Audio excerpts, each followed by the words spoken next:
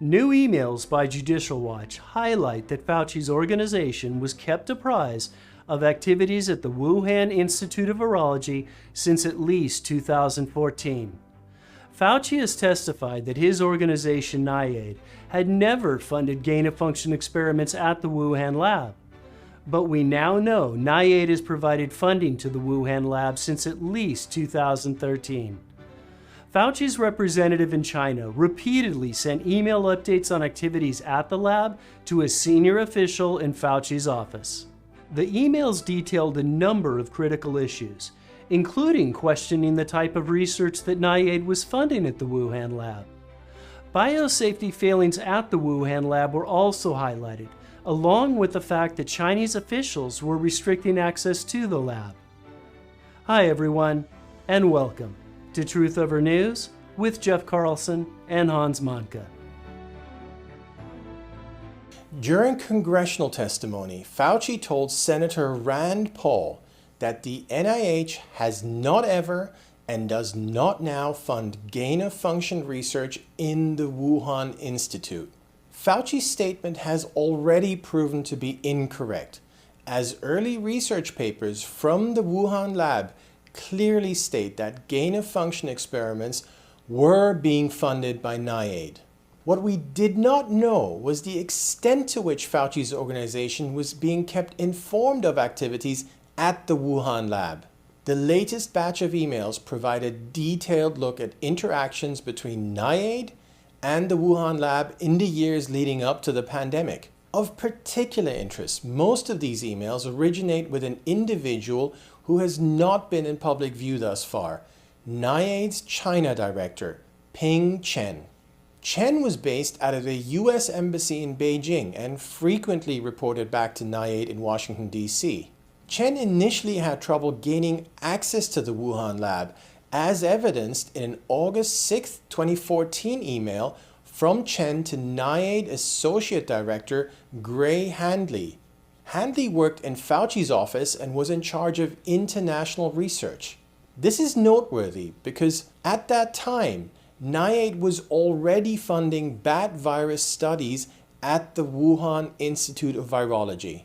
Chen was not able to find any direct NIAID collaboration with the Wuhan Institute of Virology. As we now know, funding was arranged through an intermediary, Peter Daszak's EcoHealth Alliance. Chen did not seem to be aware of this funding, nor of Daszak himself. Eventually, Chen reached out to someone she knew had ties to the Wuhan Institute of Virology, James LeDuc, the director of the Galveston National Laboratory in Texas. The Galveston National Laboratory was established in response to bioterror attacks on U.S. soil in the early 2000s. It was built by Fauci's parent organization, the National Institutes of Health. LeDuc, who was himself collaborating with the Wuhan Institute of Virology, subsequently helped Chen connect to the Wuhan lab. More importantly, during his email exchange with Chen, LeDuc revealed that he had been training Wuhan lab staff and that he had a Chinese scientist in his lab undergoing training for research in his Bio-Level 4 facility, as well as orientation to the maintenance and operations of a BSL4 lab. LeDuc also claimed to have invested considerably in his partnership with the Chinese Academy of Sciences in Wuhan and was anxious to ensure his long-term success. The fact that an NIH facility was training staff from the Wuhan Institute of Virology raises concerns in relation to funding, technical knowledge, and national security. It does not appear that Chen raised these concerns at the time. The training of the Wuhan staff was later detailed in a 2018 Galveston National Laboratory newsletter. It is not known whether Chen was able to connect with the lab at this point, but what is known is that in December 2014, the current director of the Chinese CDC, Gao Fu, told Chen that the Wuhan Institute of Virology would shortly be opening a new Level 4 lab. This new Level 4 lab was the result of a long-planned collaboration between the Chinese and French governments dating back to 2004. It seems somewhat surprising that Chen would only be finding out now about the Level 4 lab's opening.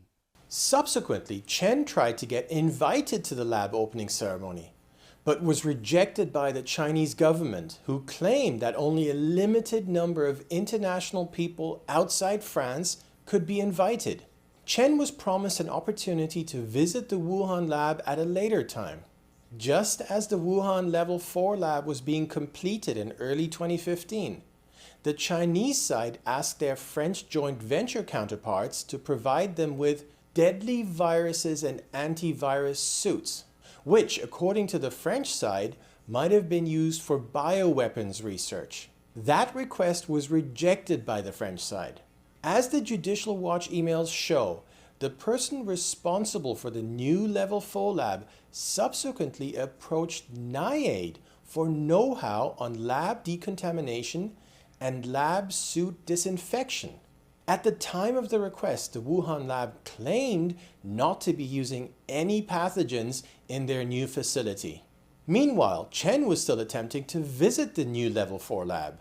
In March of 2015, Chen emailed her NIAID colleagues in Washington to announce her plans to tour the lab in May 2015. While there, she wanted to discuss common interests between the facility and NIAID. It is not known why Chen thought she would be able to visit the new lab in May, or what ultimately prevented her from doing so. But the actual visit did not take place until October of 2017.